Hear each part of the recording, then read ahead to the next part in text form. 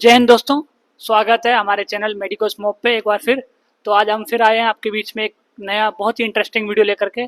तो हम आज के वीडियो में जानेंगे एफएमजी के बारे में, ए टू जेड अबाउट एफएमजी। और हमारे साथ में आज के हमारे मेहमान हैं डॉक्टर सत्यम रॉय, जो हमारे सीनियर भैया भी है। इन्होंने अभी ही जुलाई 2025 में अपना एफएमजी क्लियर किया है बहुत ही अच्छे मार्क्स के साथ में।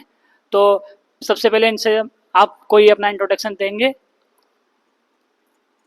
हेलो फ्रेंड्स, मैं डॉक्टर सत्यम रॉय हूँ। मैंने अपना एमबीबीएस ख़त्म किया है विजिटर्स मेडिकल कॉलेज चिटागोंग से, और मैं रिसेंट जुलाई 2025 एफएमजी क्लियर किया हूँ विथ 160 मार्क्स। ठीक है, तो बाकी आपका भाई जो है शोएब ये सवाल पूछेगा और मैं एक एक जवाब देता रहूँगा। तो भैया आज अपने इस वीडियो की सबसे पहले शुरुआत करते हैं। आपने एमबीबीएस की है बांग्लादेश से, तो आपका यहाँ से आपने 5-6 साल यहाँ गुजारे। पहले तो आप बताइए बांग्लादेश का एमबीबीएस और यहाँ का एक्सपीरियंस बताइए हमारे दर्शकों को। देखो, बात यही है कि एमबीबीएस का एक्सपीरियंस तो बहुत अच्छा है। सर का कोऑपरेशन और पेशेंट के साथ डीलिंग्स जो है, हाँ, मुझे एक बार के लिए नहीं लगा कि मैं अपना देश छोड़ के कहीं पे बाहर पढ़ रहा हूँ। हाँ, तो ओवरऑल एक्सपीरियंस मुझे बहुत अच्छा लगा है, डिसेंट लगा है। मैं मेडिकल के इंडियन जो मेडिकल ग्रेजुएट है उन लोगों से भी मैंने बात किया है इस बारे में, तो उन लोगों का भी पेशेंट एक्सपोजर, हमारा पेशेंट का जो एक्सपोजर होता है, पेशेंट को टच करना, उसका एग्जामिनेशन करना, हर कुछ सेम है। हम बाहर पढ़ रहे इसका मतलब नहीं है कि हम इसमें कोई कमी रह जाए, ये कोई बात नहीं है। बांग्लादेश में ये कमी नहीं रहेगा, पेशेंट की एक्सपोजर बहुत है इधर। तो हम आज का वीडियो आगे बढ़ाते हैं और आज हमारा टॉपिक है एफएमजी के बारे में जानेंगे। भैया ने एफएमजी अपनी क्लियर कर चुके हैं और हमारी भी बहुत इन लोग हेल्प करते हैं। अभी से ये लोग अपने रिसोर्सेज वगैरह प्रोवाइड करते हैं और अच्छा खासा इनको एक्सपीरियंस हो चुका है। तो आज हम हमारे दर्शकों के लिए बहुत इंटरेस्टिंग वीडियो बनाएंगे। हम कुछ लोग हैं जिनको एफएमजी के बारे में नहीं पता है, तो हम शुरुआत से करेंगे, मतलब जीरो से लेकर के लास्ट तक। तो भैया सबसे पहला क्वेश्चन यही है, हमारे दर्शकों को बताओ एफएमजी होता क्या है। देखो, एफएमजी का फुल फॉर्म है, जो सबको मालूम है, मैं फिर भी बोल रहा हूँ, फॉरेन मेडिकल ग्रेजुएट एग्जामिनेशन, जो कि एक लाइसेंस एग्जाम है मेडिकल के लिए इंडिया में एंट्री के लिए, जो बाहर से एमबीबीएस पढ़ के आते हैं, जैसे Nepal, Uzbekistan, China, Bangladesh, Philippines, कहीं से भी बाहर से पढ़ के आओ तो आपको ये एफएमजी देख के आपको प्रूफ करना होगा कि हाँ, आप एक काबिल डॉक्टर हो। तो ये भैया एफएमजी साल में कितनी बार होता है और कितने नंबर का होता है। साल में होता है 2 बार, जैसे होता आ रहा है जून एंड दिसंबर, पर कोविड के बाद से 1 मंथ का डिले हो गया, जो कि जुलाई एंड जनवरी अब होता है। साल में 2 बार होता है, और होता है ये पूरा 300 मार्क्स का। कट ऑफ मार्क्स है 50%, दैट इज 150 मार्क्स। आप 150 मार्क्स क्रॉस कर जाओगे तो आप पास है। तो आपने बताया ये 300 नंबर का होता है, 150 नंबर लाने चाहिए। तो आप ये भी बता दीजिए कि इस पेपर का लेवल कैसा होता है। देखो, पेपर का लेवल तो बहुत ही हार्ड होता है, मैंने खुद एक्सपीरियंस किया है। जो लोग सोचता है कि नीट पीजी से बहुत इजी एग्ज़ाम है, मैं उन लोगों को एक ही बात बोलना चाहता हूँ, प्लीज़ आप एक बार एफएमजी दे के दीजिए, आपको फिर समझ में आएगा कि कितना ये आसान है, कितना हार्ड है।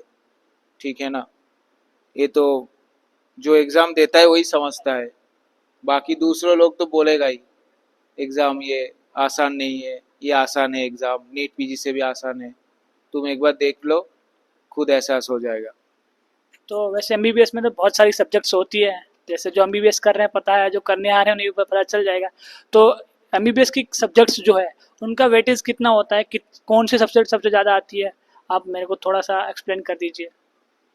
देखो, मेरा पॉइंट ऑफ बेसिस पे अगर मैं बोलूँगा, जैसे प्री क्लिनिकल जो सब्जेक्ट होता है, क्लिनिकल्स तो मैं हम जानते हैं, surgery, medicine, gynae, option gynae, जो जो है क्लिनिकल, पर प्री क्लिनिकल्स जानना बहुत ज़रूरी होता है, क्योंकि प्री क्लिनिकल जो होता है ना, वही आपका पिलर जो है ना मजबूत करेगा। आपका पूरा इमारत खड़ा होता है पिलर के ऊपर, तो वही पिलर मजबूत करेगा 3 subject, microbiology, pathology and pharmacology. ये 3 सब्जेक्ट आपको पूरा का पूरा दिमाग में सेट रहना चाहिए, क्योंकि इनके बेसिस के ऊपर ही जो क्लिनिकल सब्जेक्ट होता है, ठीक है, जैसे मेडिसिन, सर्जरी, गायनी, यही पूरा बेस्ड होता है। और एफएमजी को वेटेज के बात करूँगा तो और एक सब्जेक्ट इंपॉर्टेंट है, वो है पीओसीएम, प्रिवेंटिव एंड सोशल मेडिसिन, जिसको बांग्लादेश में हम बोलते हैं कम्युनिटी मेडिसिन, और कहीं पे भी सोशल मेडिसिन, जो जिस नाम से बुलाता है। ये सब्जेक्ट तो बहुत लोग इग्नोर करते हैं, पर मैं पर्सनली बोलूँगा ये सब्जेक्ट के ऊपर मैंने खुद काम किया है। मेरा भी पढ़ने में बहुत बुरा लगता था, पर मैंने इसको बहुत बार पढ़ा है, बहुत बार, क्योंकि मैं जानता हूँ पीएसएम एक ऐसा सब्जेक्ट है, अगर मैं पढ़ूंगा, एक एक सवाल लगाऊंगा, तो पूरा 1 मार्क्स मेरे लिए रेडी है एफएमजी में। और सब्जेक्ट वेटेज की बात करूंगा तो मेडिसिन आता है 30 मार्क का, ऑप्शन गाइनी आता है 30 मार्क्स का, सर्जरी आता है 30 मार्क्स, और पीएसएम आता है 30 मार्क्स। ये एवरेज में बोल रहा हूँ, किसी किसी साल ये नंबर कम भी होता है, ज़्यादा भी होता है। जैसे पीएसएम में अगर 25 को सवाल दे दिया तो सर्जरी में ये 30 को 35 कर देगा। पीएसएम में 40 सवाल दे दिया तो उस मेडिसिन में 10 सवाल घटा देगा। हाँ, तो ये ओवरऑल फ्लैक्चुएट होता है, तो ये वेटेज सब्जेक्ट यही है। और बाकी जो है शॉर्ट सब्जेक्ट, वो तो आपको पढ़ना ही पड़ेगा, क्योंकि शॉर्ट सब्जेक्ट में छोटा छोटा 5-5 करके क्वेश्चन रहता है, सॉलिड 1 मार्क्स आपको। तो मैं इसी बात को थोड़ा भी और आगे लेना चाहूँगा। जैसे कि अभी भी मैं अभी एमबीबीएस मेरी चल रही है बांग्लादेश से ही, तो हम लोग अभी वार्ड जाते हैं तो उनमें देखते हैं कि जो भी पेशेंट होता है तो हम उसमें रेडियोलॉजी की जैसे एक्सरे वगैरह, हम सीटी स्कैन, एमआरआई वगैरह भी देखते हैं वहाँ पे। तो इस सब्जेक्ट का कितना महत्व है एफएमजी में। और जैसे जो फर्स्ट प्रूफ की सब्जेक्ट है एनाटॉमी, फिजियोलॉजी, बायोकेमिस्ट्री वगैरह, फोरेंसिक है, जो फोरेंसिक एक्चुअली में यहाँ अलग है रूल्स, बांग्लादेश के लॉ, इंडिया के लॉ अलग है, उस चीज़ का थोड़ा सा एक बार और बता दीजिए। फॉरेंसिक का कुछ चेंज नहीं है, फॉरेंसिक मेडिसिन से मैं शुरू करता हूँ। जो है आईपीसी, इंडियन पेनल कोड, वो तो अभी चेंज हो गया, ठीक है। यहाँ चलता है बीपीसी, बांग्लादेश पेनल कोड। तो आईपीसी अभी चेंज हो गया, बीएनएस हो गया, भारतीय न्याय संहिता।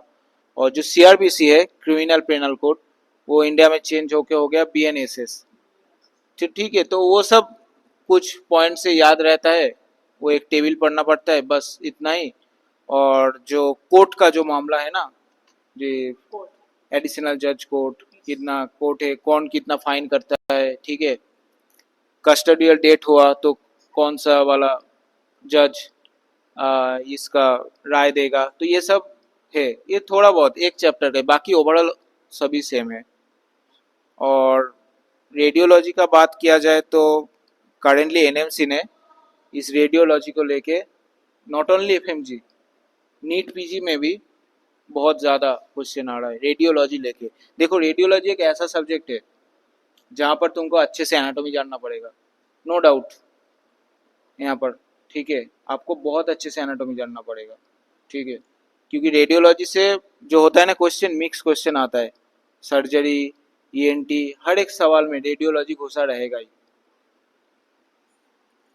चलो, जैसे कि आपने एमबीबीएस बांग्लादेश से की है, तो यहाँ पे वाकई में ही मैंने भी यहाँ पे अभी तक 2-3 साल निकाल लिए। वाकई में बांग्लादेश में अच्छी पढ़ाई होती है, जो यहाँ पे आइटम कार्ड सिस्टम है, जो बार बार पढ़ना होता है स्टूडेंट्स को।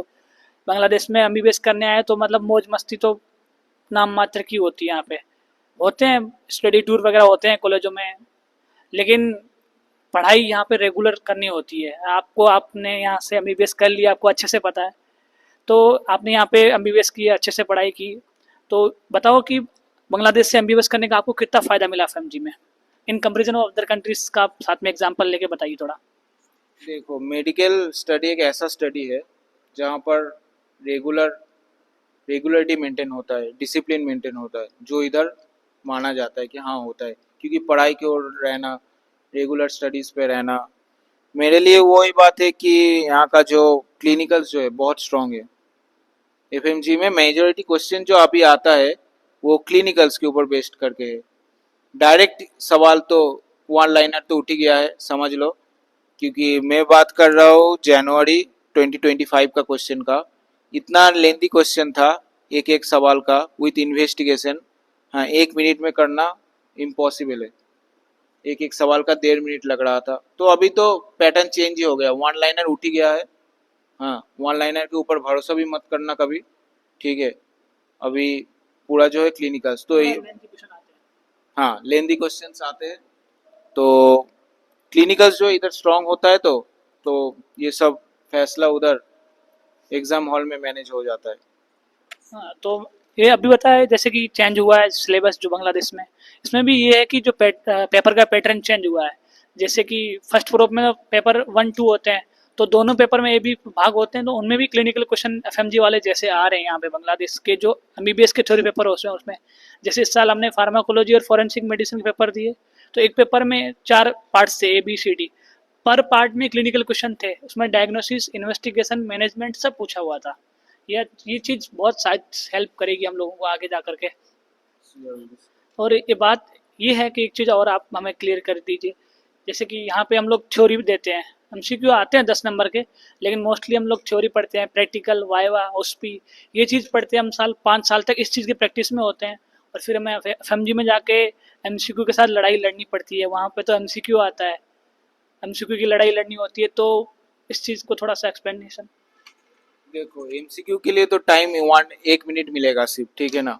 पर एमसीक्यू को वो आंसर क्या है, ये हैक करने का तरीका होता है कि क्या बोलना चाह रहा है तुम्हारा क्लिनिकल, हर एक टू द पॉइंट आपको आना चाहिए कि हाँ ये मुझे पूरा याद है, ठीक है तभी। और एमसीक्यू प्रैक्टिस का जो बात है ना, जब मैं बोलूँगा कि जब तुम रूम में रहोगे, हाँ आधा घंटा तो इंस्टाग्राम में निकल जाता है स्क्रॉल करते करते, भाई क्यों नहीं 4-5 एमसीक्यू ही कर लेते। हो जाए गलती, क्या होता है, रीजनिंग देख लेंगे, क्या है ना, फिर आदत बन जाएगा। एमसीक्यू तो इधर भी रहता है बांग्लादेश में, कोई बात नहीं है, इधर ट्रू फॉल्स एमसीक्यू इधर तो इधर भी रीजनिंग रहता है, असर्शन रीजनिंग, तो कोई बात नहीं। एमसीक्यू खुद को थोड़ा बहुत प्रैक्टिस में मैं बोलूँगा कि रखना चाहिए, क्योंकि लेंथी क्वेश्चन लिखना और एमसीक्यू करना दोनों में बहुत फ़र्क होता है। तो भैया जैसे कि जो बाहर से फॉरेन से, चाहे बांग्लादेश में हो, चाहे रसिया में, कजाकिस्तान, जहाँ पे भी स्टूडेंट्स हो, तो आप क्या सलाह दोगे उनको एमबीबीएस जो कर रहे हैं अभी, तो एफएमजी की प्रिपरेशन कौन सी ईयर से शुरू लेनी चाहिए? फर्स्ट ईयर से, second year, third year, final year, या फाइनल के बाद कब से लेनी चाहिए? मेरा मानना है कि सेकेंड ईयर से चालू कर देना चाहिए। जैसे कि माइक्रोपैथोफार्मा मैंने बोला है, किसी कोई सा भी देश में वो सेकेंड ईयर में रहता है, कोई कंट्री में वो थर्ड ईयर से शुरू होता है।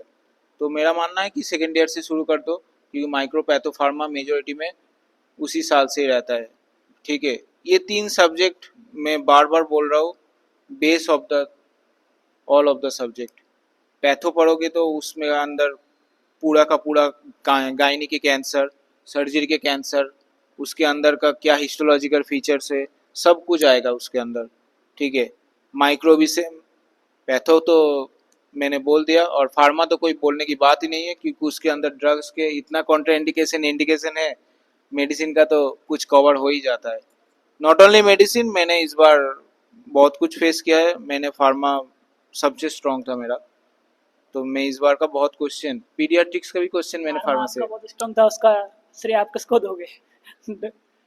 नहीं फार्मा स्ट्रॉन्ग था मेरा, क्योंकि मेरे पर्सनल जब मैं मेडिकल स्टूडेंट था तब से ही मेरा फार्मा पढ़ने का मन था। शौक था आपको? शौक मुझे बहुत पहले से ही था फार्मा का, ठीक है। तो और बाकी तो गोगा सर का कमाल है। मैं यही सुनना चाह रहा था आपके मुंह से, क्योंकि आपने भी इस साल जब मैंने फार्माकोलॉजी पढ़ी, तो आपने जो लेक्चर्स दिए थे वाकई बहुत इंटरेस्टिंग थे, बड़ा मजा आया था इस साल पढ़ने में।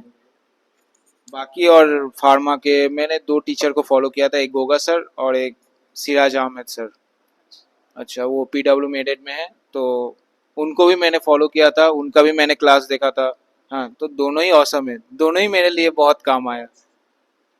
तो जैसे कि रिसोर्सेज की बात चल गई है फार्मा के लिए, जीआरजी सर का नाम बाहर आ गया है, तो हमारे व्यूअर्स को आप अब बता जी थोड़े बहुत रिसोर्सेज क्या है, कौन से प्लेटफॉर्म अच्छे हैं, कहाँ से पढ़ना चाहिए ड्यूरिंग अपने एमबीबीएस पढ़ रहे हैं उस टाइम पे, पढ़ाई के साथ साथ कहाँ से, और थोड़ा सा अपना स्टडी प्लान क्या था, थोड़ा सा उस चीज़ के बारे में।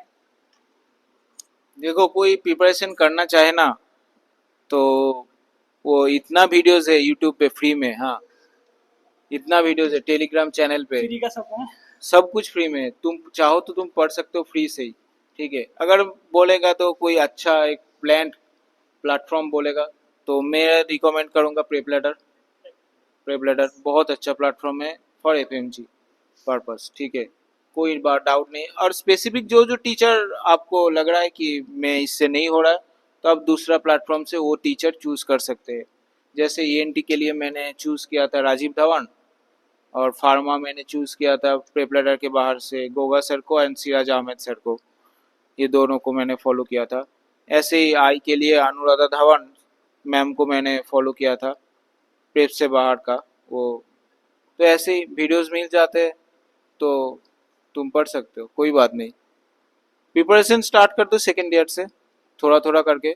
हाँ, फिर जाते जाते देखना तुम बहुत कुछ सीख जाए। बहुत कुछ ऐसा ही बात है। तो चलो हम आगे बढ़ते हैं। जैसे कि अभी अपने देश में एक टॉपिक बहुत चल रहा है नेक्स्ट एग्जाम के बारे में। कभी बोलते हैं आ रही है, कभी बोलते हैं अभी लेट है। तो ये जो नेक्स्ट वर्सेस एफएमजी चल रहा है, तो आपके हिसाब से क्या लगता है नेक्स्ट एग्जाम कब से शुरू हो सकती है? नेक्स्ट एग्जाम कब लागू होगी कि ये कब आएगा रूल्स?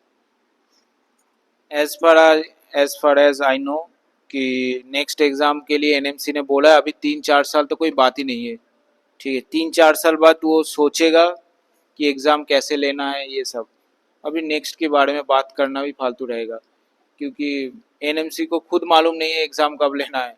खुद ही बोल दिया 3-4 साल बाद। 3-4 साल हम अभी मॉक बाद टेस्ट वगैरह लेंगे। हाँ, तो उसके बाद देखा जाएगा। अभी नेक्स्ट के बारे में क्या है, एफएमजी मेन है अभी के लिए, यही सोच के रखो। तो जो अभी बैच चल रहे हैं उनके लिए तो शायद एफएमजी है। जो नए अभी तक एडमिशन नहीं हुए हैं, शायद 2024 25 सेशन, उससे पहले तक के जो स्टूडेंट है उनके लिए शायद अभी तक तो एफएमजी ही रहेगा। हाँ, अभी तक तो यही बोल दिया। कल तो परसों मैंने नोटिस देखा एनएमसी का कि अभी 3-4 साल के लिए रोक लगाया कि नेक्स्ट नहीं होगा, एफएमजी होगा। और एक और क्वेश्चन चलता है दिमागों में कि मिथ भी है कि सच्चाई है, ये तो आप अच्छे से बताएंगे हम लोगों को कि एफएमजी क्लियर करने के बाद नीट पीजी का रास्ता बहुत आसान हो जाता है नीट पीजी के लिए। क्योंकि मैंने जहाँ सुना भी है कि जो एफएमजी के एमसीक्यू होते हैं, क्वेश्चन होते हैं, वो नीट पीजी में आते रहते हैं। देखो, बात यही है कि पढ़ाई तो सेम है, नो डाउट, ओके। पर ये एफएमजी के प्रिपरेशन के टाइम हम जो गलती करते हैं ना कि नेगेटिव मार्किंग नहीं है। हाँ, नेगेटिव मार्किंग नहीं है, सब लगाओ जवाब। ये नीट पीजी में नहीं करना होगा, एकदम नहीं, क्योंकि जो श्योर हो गया आंसर वही लगाना है। बाकी पढ़ाई ए टू जेड ओवर सब सेम है, थोड़ा 2-4 पॉइंट छोड़ के वो सब तो हम जब एलआरआर देखेंगे एग्जाम के पहले, या तो बीटीआर पढ़ेंगे। जब बीटीआर 2.0 बीटीआर सीरीज जब पढ़ते हैं ना, उधर जैनब भोड़ा मैम सब कुछ डिटेल्स बोल देते हैं कि ये अपडेट हुआ है, ये ऐड हुआ है, ये नीट पीजी के लिए लगेगा या आईएनआई सीट के लिए लगेगा, सब कुछ इंडिकेशन हो जाता है वीडियो में। तो ओवरऑल तुम अगर पूरा पढ़ लिए हो, तुमने रिवीजन कंप्लीट कर लिया, तो एग्जाम के पहले जरूर प्रेप लेटर का LRR and BTR must to must ये पढ़ के जाना पड़ेगा, क्योंकि ये एग्जाम का एक पूरा एक जिस्ट वीडियो है बीटीआर। एफएमजी स्टूडेंट को भी मैं बोलूँगा कि वो प्रिपरेशन के दौरान शॉर्ट सब्जेक्ट अगर पढ़ने में टाइम लग रहा है, तुम लोग बीटीआर देखो। बीटीआर बहुत अच्छा एक रिसोर्स है, ठीक है, जैनब भोड़ा मैम का। अभी टेलीग्राम चैनल में तो सब कुछ लीक हुआ है वीडियो, तुम लोगों को तो मिल ही गया है, कोई बात नहीं। तो क्या इस साल का जो नीट पीजी का पेपर था एफएमजी से टफ था? Do you agree? Of course मैंने दिया है एफएमजी, और बाकी नीट पीजी का मैंने सवाल दिया है, एक्सपर्ट का बात सुना, मैंने देखा यूट्यूब पे, बहुत टफ था। जो लोग बोलते हैं ये एफएमजी आसान होता है, उनको थोड़ा देना चाहिए था इस साल का पेपर, क्योंकि इस साल पासिंग मार्क पास ही हुआ था एफएमजी में सिर्फ 20% पासिंग रेट। तो नो डाउट ये नीट पीजी का पेपर इजी था, पर कंपटीशन बहुत ज़्यादा था, क्योंकि पेपर जितना इजी होगा, क्योंकि वो रैंक सिस्टम एग्ज़ाम है। रहता है। तो अगला क्वेश्चन मेरा ये है, आपने अभी दे दिया एफएमजी और अच्छा खासा एक्सपीरियंस है, तो ऐसी कौन सी कॉमन मिस्टेक्स है जो एफएमजी एक्सपीरियंस होते हैं वो मोस्टली करते हैं? आप थोड़ा सा डू और डोंट डू इस तरीके से थोड़ा सा बताओ, क्या करना चाहिए क्या नहीं करना चाहिए एग्जाम के दौरान, एग्जाम हॉल में, एग्जाम से पहले, ये थोड़ा सा एक्सप्लेन कर थोड़ा सा डीपली। देखो, एग्ज़ाम जो करना चाहिए कि पहले तो तुमको स्कोरिंग जो सब्जेक्ट होता है ना, शॉर्ट सब्जेक्ट, एग्ज़ाम में क्या होता है कि एग्ज़ाम प्रिपरेशन के दौरान बहुत वास्ट है, 19 सब्जेक्ट में कैसे पढ़ूंगा, ये पहले दिमाग में आ जाता है। तो हम सब क्या करते हैं, थोड़ा खुद को क्लिनिकल डॉक्टर समझने के लिए मेडिसिन, सर्जरी ये सब पढ़ना शुरू करते हैं। हाँ, उनका सिलेबस तो ख़त्म नहीं होता नहीं है, 6 महीना चले जाते हैं, मेडिसिन ख़त्म कर लिया, सर्जरी ख़त्म कर लिया, गायनिक भी ख़त्म कर लिया, पर बाकी सब्जेक्ट कुछ नहीं हुआ। ठीक है, यही जनरली होता है। तो इसीलिए क्या करना चाहिए, पहले मैं बोलूँगा शॉर्ट सब्जेक्ट के टारगेट करो, पहले शॉर्ट सब्जेक्ट ख़त्म करो, क्योंकि शॉर्ट सब्जेक्ट बहुत ज़्यादा है। शॉर्ट सब्जेक्ट जब तुम ख़त्म कर दोगे, तुम्हारे अंदर अलग अलग ही जोश आ जाए कि हाँ मैंने इतना सब्जेक्ट ख़त्म कर लिया है। और शॉर्ट सब्जेक्ट के लिए तो मैंने बोल दिया है कि बीटीआर, नो डाउट, अंधा, पूरा अंधा भी विश्वास करना बीटीआर के ऊपर। ठीक है, और बाकी जो मेन सब्जेक्ट है वो बाद में देखना है। माइक्रोपैथो फार्मा मास्ट, जब शॉर्ट सब्जेक्ट खत्म हो जाएगा माइक्रोपैथो फार्मा, उसके बाद ओबीजीवाई, क्योंकि ऑप्शन गायनी बहुत स्कोरिंग सब्जेक्ट है। ठीक है, और सर्जरी गायनी पास पास, पर मैं बोलूँगा पहले शॉर्ट सब्जेक्ट, क्योंकि वही हौसला बढ़ाता है, हौसला सिर्फ नहीं नंबर भी। ठीक है, ये करना चाहिए। और डेली जो है MCQ practice, at least 100 MCQ daily करना पड़ेगा। ठीक है, कुछ भी करो, अगर तुमने पढ़ लिया वो चैप्टर की क्यू बैंक करो। ठीक है, एमसीक्यू डेली 100 प्रैक्टिस करना पड़ेगा, क्योंकि तुम गलती करो फ्रस्ट्रेटेड हो गए कि हाँ मैंने इतना सारा गलत कर दिया है।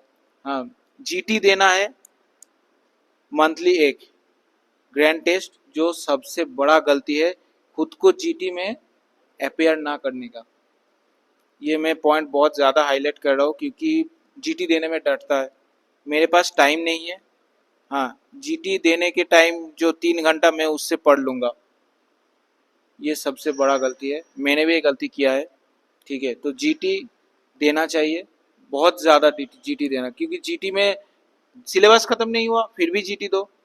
जीटी में सवाल जो तुम गलत कर रहे हो करोगे ना, उससे ही तुम सीख जाओगे कि हाँ ये गलत किया, ये सवाल मैंने किया है, ये गलत किया है, इससे ही तुम सीख जाओगे। तो जीटी देना चाहिए, मंथली एक जीटी मस्ट, तुम पढ़ो या ना पढ़ो, सिलेबस ख़त्म हो या ना, ये मस्ट। ठीक है, और जो बात है कि भूलना, पढ़ रहे इतना ज़्यादा, बहुत मेहनत कर रहे भूल रहे, it's a normal human behaviour.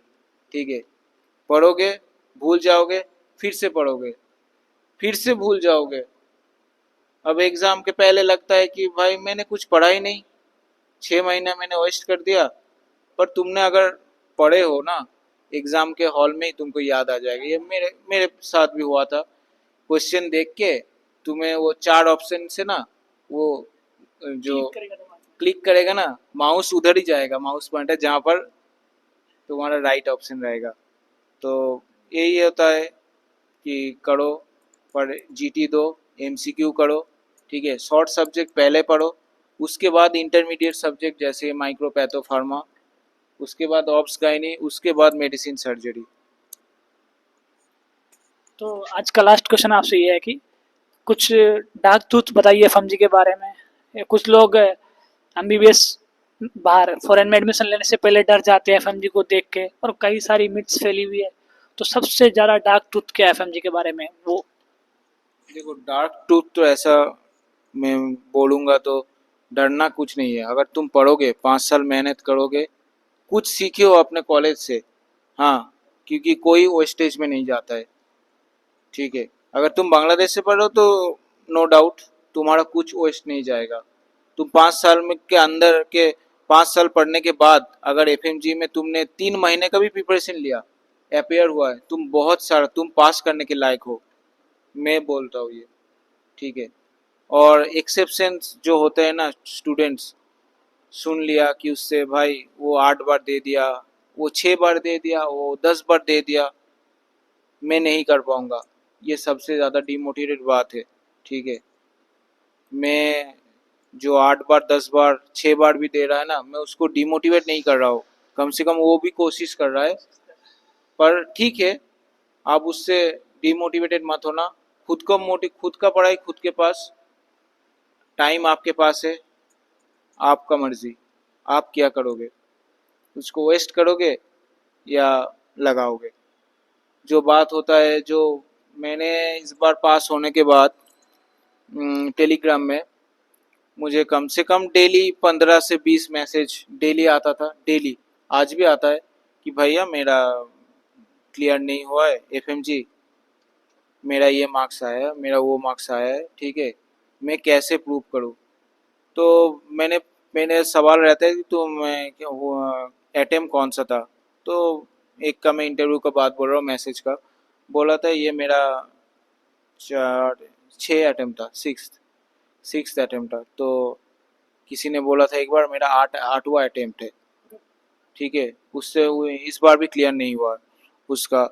तो मैं जब उससे बात कर रहा था ना, एक चीज़ मैंने नोटिस किया, रिजल्ट निकलने के बाद बहुत उदास रहता है, दूसरा दिन से हाँ मैं पढ़ाई शुरू करूँगा, ये हौसला, तीसरे दिन जाके ये हौसला हवा हो जाता है, गायब हो जाता है। ये हौसला अगर उसके अंदर पूरे 6 महीने रहेगा ना, वो पास कर जाएगा, सचमुच बोल रहा हूँ। और ये बिना पास होके ना ये सब काम करते रहते, ठीक है, कोई हॉस्पिटल्स में ये कि पार्ट टाइम जॉब जॉब की चिंता करते हैं, और उसके बीच में पढ़ाई नहीं होगा, ठीक है।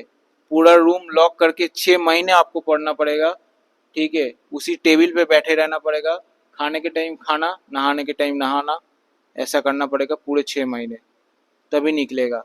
एक्सेप्शंस को मत देखो, हाँ, खुद के ऊपर हौसला रखो।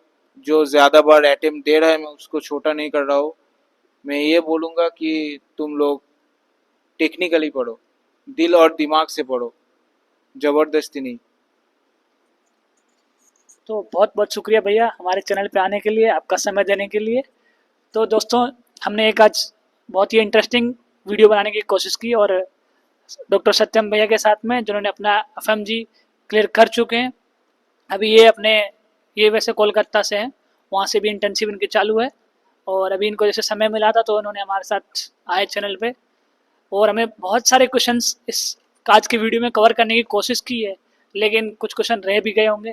आपके दिमाग में जो भी क्वेश्चन है तो आप हमें नीचे कमेंट बॉक्स में बताइए, ज़रूर हम आप उनके क्वेश्चंस का जवाब देंगे भैया के थ्रू, चाहे कोई और एफएमजी एक्सपर्ट होगा उनके थ्रू आपके जवाब देंगे, या फिर पार्ट 2 भी लेके आएंगे इफ क्वेश्चन ज़्यादा हुए तो।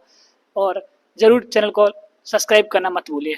थैंक यू सो मच सत्यम भैया, आपका भी